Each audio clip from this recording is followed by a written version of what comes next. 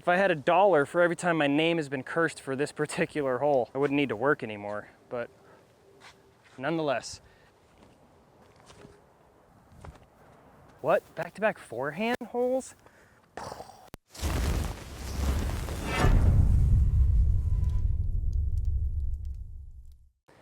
What's up, everybody, and welcome back to the channel. Today we're out here at Heritage Park in Flower Mound, Texas, a course I designed a few years ago. But why am I in Texas, you ask? Well, this past weekend I traveled down and played the Veterans Park Open. It was the 33rd annual Veterans Park Open. This event, guys, used to be the crown jewel of the tour. Everybody, if you were anybody, you always ended your career, you always ended your season right down here at Veterans Park. Barry Schultz was here, Climo was here, McCabe has been here. I mean, all the big names used to come down to this event. First time I traveled down to this event was 1997. Yes, I'm old. And AM2 as a teenager with Mace Man to play the event. It was my first time out of state. Played AM2, won AM2, huge. Didn't expect that. Had a great time. Came back a few years later and started competing in pro. I had a little success throughout my pro career at the Veterans Park Open, finishing second place 4 times to 4 different people. 4 different people. These 4 people right here. So no slouches by any means. But I'm back, came back this weekend, played MP40, had a great time, played with amazing players, and was able to capture the wire-to-wire win and capture, I think, my 7th win of the season and my 4th A tier. So as you know, I'm back out playing a lot more events this year to get some points for Masters Worlds next year, which is in Emporia, Kansas. Very excited for that event. I believe I got enough points to play in it, so I cannot wait for that. But for now, we're out here at Heritage, so let's go have some fun out here. Just come along, solo round. We'll talk about the course, we'll talk about the holes. We'll just have ourselves a great time. Let's get it.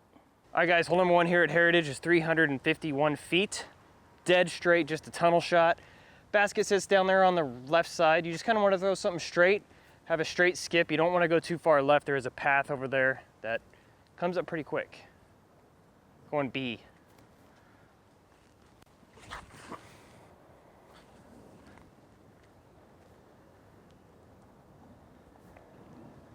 Yeah, pretty much like that. All right, left myself about a circle's edge putt for the first putt of the day. Little obstruction, but just get it over that little branch.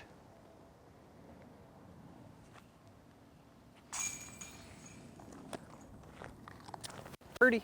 All right, hole number 2, 258 feet. Looks like they got a little water runoff / erosion problem here. They built something at the end of this to kind of divert that water around the tee pad down into the gully. I think they would solve that problem, but I've played on worse. 258 feet, kind of a tricky one, either a flex forehand. I'm gonna go B again right down this middle line, try to flex it over a little bit and just get a little lucky.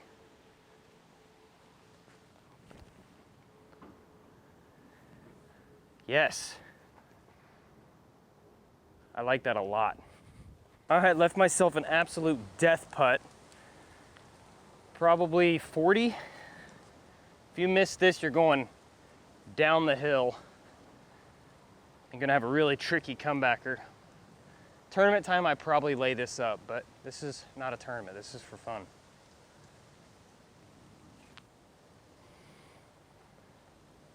And I still laid it up. Yeah, guys, it's a steep drop right here.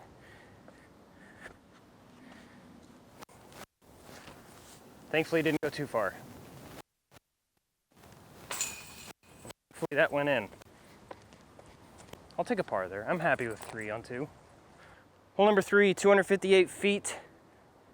Straight out this little gap, straight left. It's a tough one because you got to throw something pretty overstable at a very slow speed. So you got to really commit to that line, or you can take this flex forehand line that kind of holds that anhyzer the whole way, which sounds like something I would do. So let's do that. Vandal.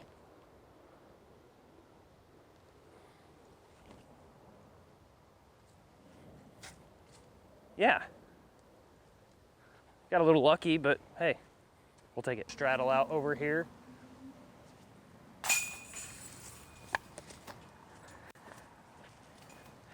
Birdie, on to 4. Hole 4, 336 feet. Straight down this gap, plays up to the left. The basket actually sets on a little bit of a slope, kind of an incline. So you're gonna see a lot of shots flare up there and get the roll back down. Really, a good play for this hole is not to skip all the way up that hill and give yourself that 25 footer from the bottom of the hill. So we're gonna go Evader, Orbit, Ice, Lucid, something. Either way, it's stable and it's an awesome disc.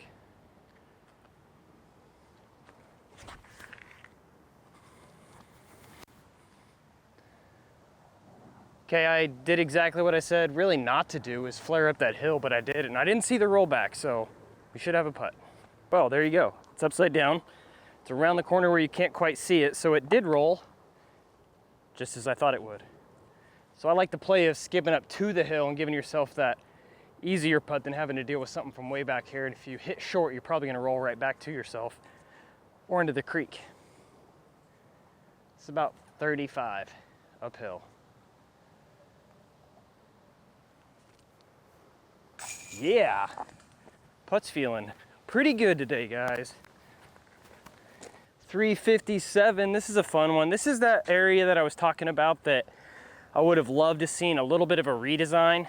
Maybe not redesign, but a reworking of the holes, because sometimes when these wooded courses get beat in, some holes get a little easier. They don't play the way the hole was initially designed to play.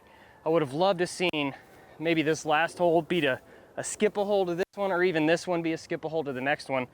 Because right now we have 3 holes down this little corridor, and I would have loved to see a par 4 on this course through this area. I think it would have played great, but unfortunately, the city of Heritage, or the city of Flower Mound, didn't want to change anything at this point in time. So maybe it's something we'll look at doing in the future.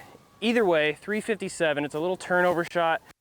All down the right side. You got thick woods on the left. Just want to hold something that, throw something that just kind of holds that Anheuser line, or throw a forehand. I'm gonna go Orbit, EMAC, Truth.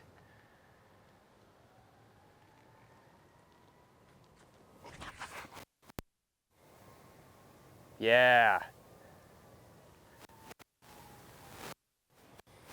It's been a while since I've been here, but that felt pretty good. I don't know. We'll see. Absolutely parked. Onto a fan favorite little ace run. See what we can do. Hole number 6, 219 feet. There it is. Just nothing really crazy about it. There's creek right here in front of us.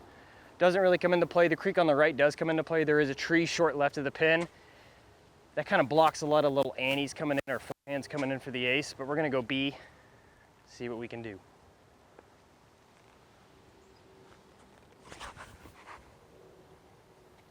Come on, B. Be the one. Oh my goodness. I don't know how that didn't go in. Don't know how this one missed, guys.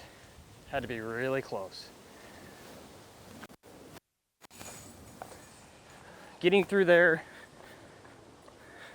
birdieing all of those is it's a win in my book. Hole number 7, 423 feet. There are a couple different ways you could play this particular hole. You could either take the low skip shot out the gap and then play your approach to the basket, or you can go up over the top, which is what I'm gonna try to do. It's a little swirly wind up there, so I'm not exactly sure what it's doing, but you know, whatever. You gotta live on the edge sometimes, I suppose. The basket sets out in an open field, kind of on an incline by the baseball fields, just short of the fence. Plays as a par 4, 423 feet. It's a short par 4, but it is 100% a par 4. So I think they could clean up some of these trees on the back side and make it a par 3, a really challenging 400-foot par 3 where you got the gap here, you got gaps to hit. I think that would make this hole a little bit better, but for now, this is the way it is, so we're gonna go Defender over the top.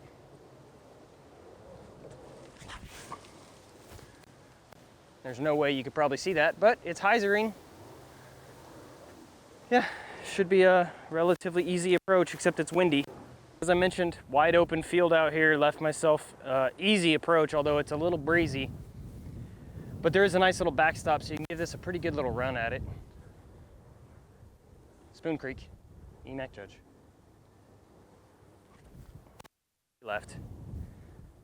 See, that's why you don't run things, man. I just left myself like a 40-footer, 30-footer. It's not gonna be easy. Left myself, it's not 30, it's about 20. Pretty good headwind though. Just jam it.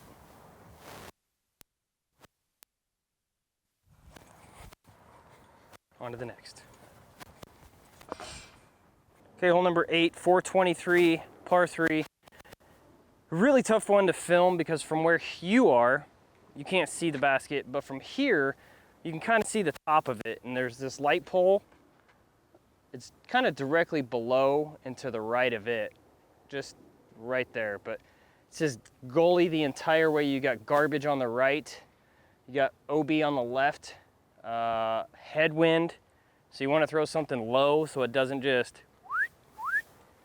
you know. So I'm gonna go defender, try to keep it low, put a little turn on it, and hopefully get the stability back at the end.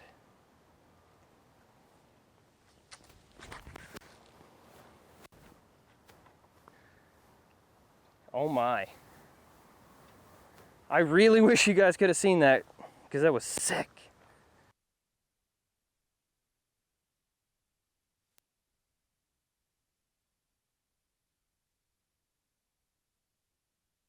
What's the 3 worst words in disc golf? You're still out. Not only am I out, I think I have a longer putt than I just had for save my par.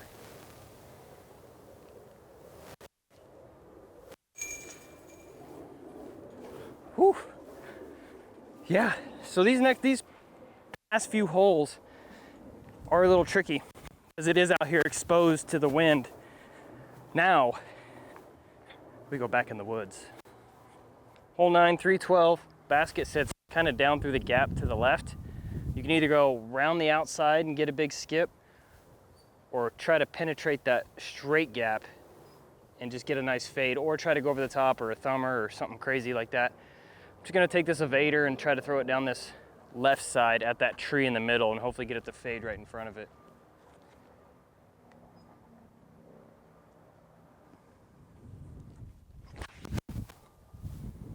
Oh my, that was really close to what I wanted to do. Like that close. Time to get my scramble on. Basket straight through there. This is the tree I hit. I was trying to come just to the outside of it, or inside of it, and come through, but probably a good roller, but let's try this just to get down in that ditch and give ourselves a look. Skip. That's in the ditch, that's a look. I'll take that par save.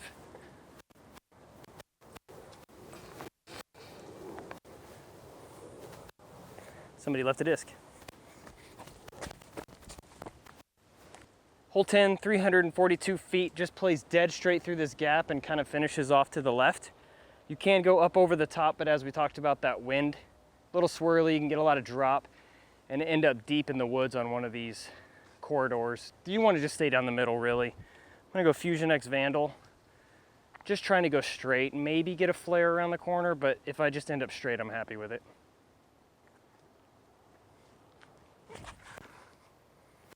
A little right, but good little bounce out to the middle. That's probably 45, 50. Is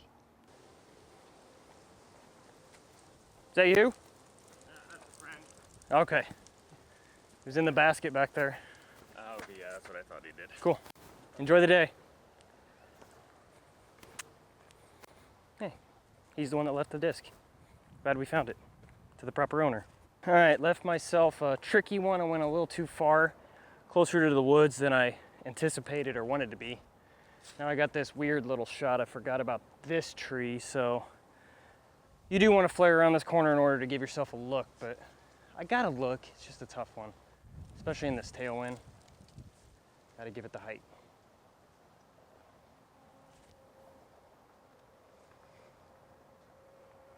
I mean, that's all right. I'll take an easy 3 on that one any day. Any day. Welcome to hole 11, everybody. Hole 11 is 300 feet. Basket straight down through that gap. It's a little turnover shot. This is the hole that, if I had $1 for every time my name has been cursed for this particular hole, I wouldn't need to work anymore. But nonetheless, just a little stable turnover shot. Really, you don't even want it to flex back. You kind of want it just to hold that line to the bottom of the hill and give yourself that putt up. Looks like there is a dead tree down there that's probably going to get removed at some point to open this gap up a little bit more. But for now, we're going to go Emac Truth. Little turnover.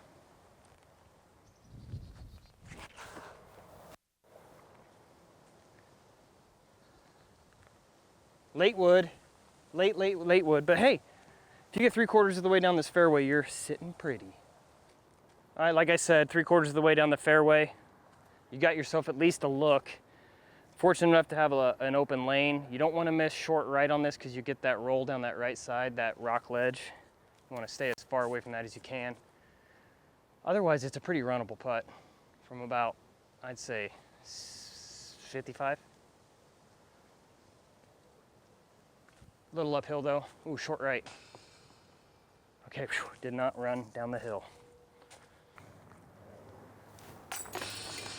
Par.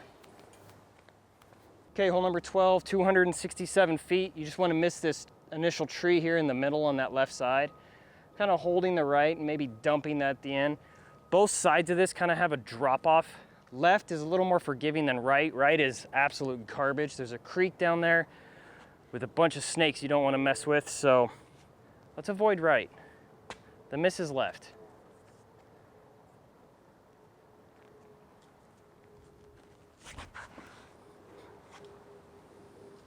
Oh, okay. Well, I missed way left, but kicked to the fairway, so whatever. As you guys know, one of my favorite things to do is grab an Emac Truth or an Emac Judge and hide it on a course that I'm out of town playing, especially courses that I've designed. I've done it on this course many times, usually on this tree right here, so let's do it right here. It's a perfect tree for it. It's the one in the middle that you want to avoid, so a lot of people have their eyes on it, but you never know how long it'll stay there or how many critters are in there. As I mentioned, I got a kick to the fairway. Love this basket placement. The thing is so epic. This is not an easy putt though. Tournament time, I'm laying this up all day, but it's not a tournament.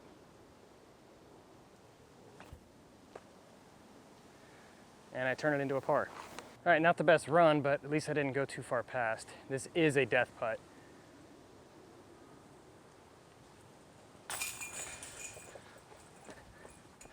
Par on those 2 holes, I'm pretty happy. Not too bad. Hole 13, 243. Big massive tree right in the middle of the fairway to avoid. But you can see the basket down on that right side. You just kind of want to miss that other tree in the middle on either side really, but I like the left side. Get something to crash in. Emac Truth. Supreme.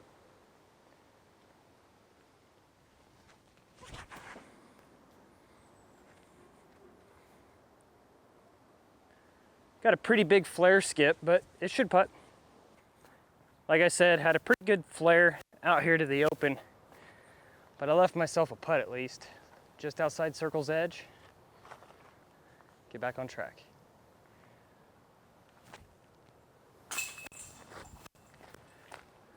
All right, birdie.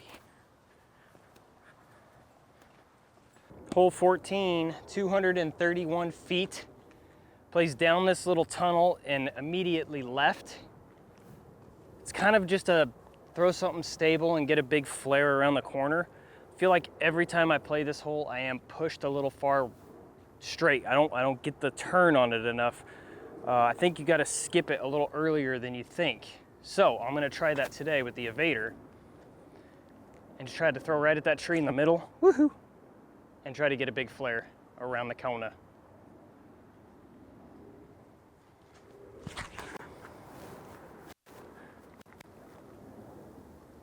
Yeah, it was tighter than I usually go, so that theoretically would be a good thing, right?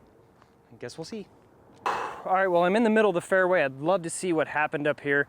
One big tip for you guys that I learned, I didn't learn, but I executed this past weekend at VPO was During the Saturday event, I went out and followed some of the pros, the lead card, Emerson, GT Hancock, some of those other guys, and watched them play. And for me, getting that shot from the green perspective is very important. I can't stress that enough.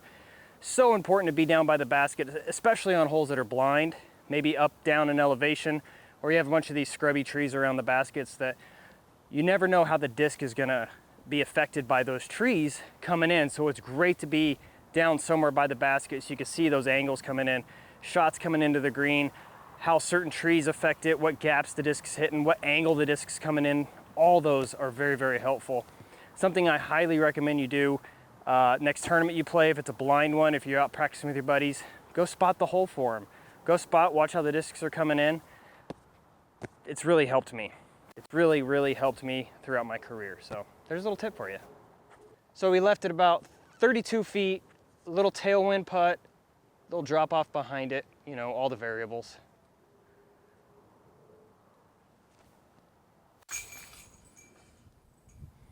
Sweet, birdie.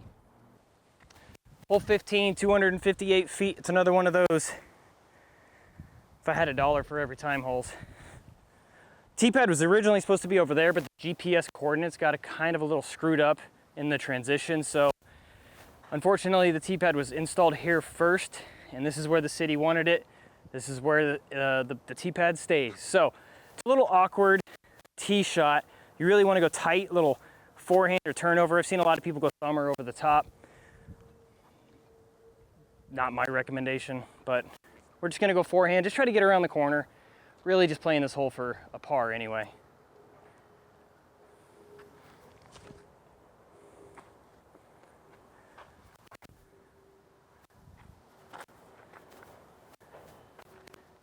Damn you, Eric. Well, as terrible as that shot was, we could still save par. One EMAC judge.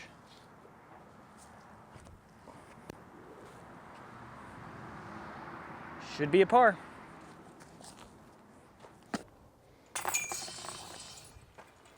Par.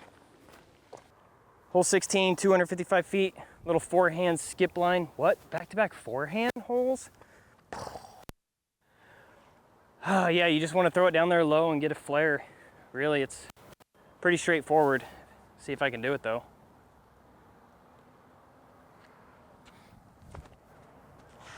Big flare. Ric Flair. Well, I hit something on the flare, but I think I got a little lucky on this tree right here. I feel like it was going long, but I hit that and gave myself a putt.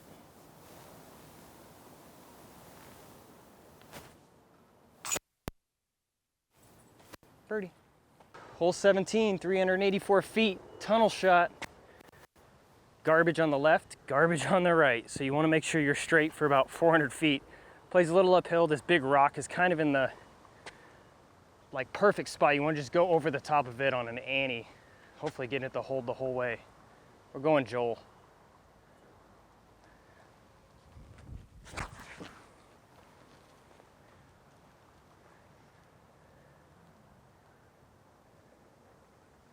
Should be great.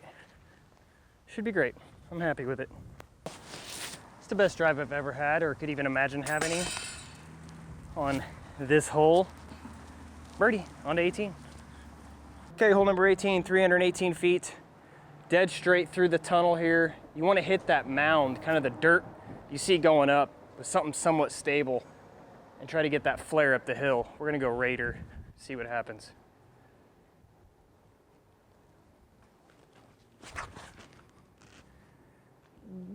Flare. Well, no flare, but it's halfway up the hill. All right, stuck here on the side of the hill, about 80 feet. Awkward putting stance, all that.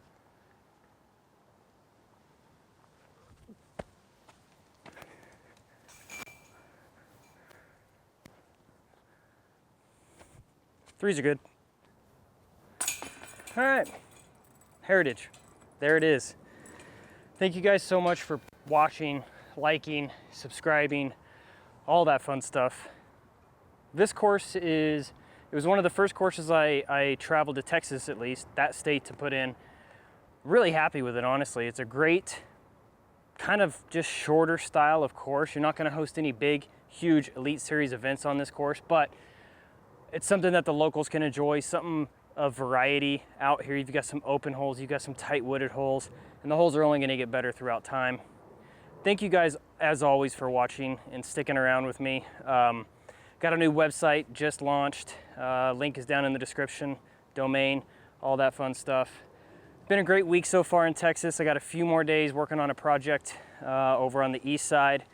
Not Richardson. Richardson, the design is done, but that course is hopefully getting opened very, very soon. We'll see. I think the dates are preliminary right now as next year as a ribbon cutting, but a soft opening sometime in the next few weeks. So very excited about the Richardson course. We'll do this again when that course is officially opened. But like I mentioned, we have the new website up. Go check it out. Got some EMAC truths, EMAC judges, all that good stuff on that site and the Shopify account. All the links are down in the description. As always, guys, thank you so much for all the support throughout my career. It's been amazing. So excited for the next few years. We've got some big changes coming. Cannot wait to let you guys know about them. Until then, pick up some EMAC truths, EMAC judges, and we'll see you on the next one.